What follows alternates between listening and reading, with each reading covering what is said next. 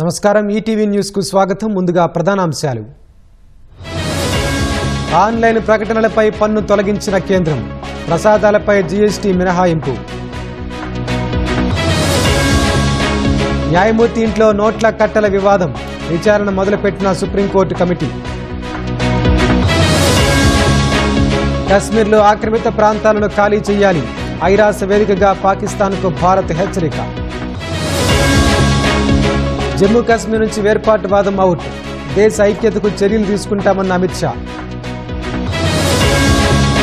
కునాల్ కామ్రాకు పోలీసులు నోటీసులు, క్షమాపణలు చెప్పబోనన్న కమిడియన్. ఛత్తీస్గఢ్లో ఎన్కౌంటర్, 3 మావోయిస్టులు హతం.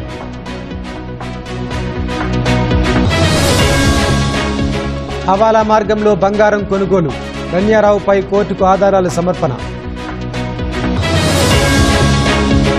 అమెరికా వస్తువులపై సుంకాలు తగ్గించే అవకాశం, భారత్ పరిశీలనలో ప్రతిపాదన.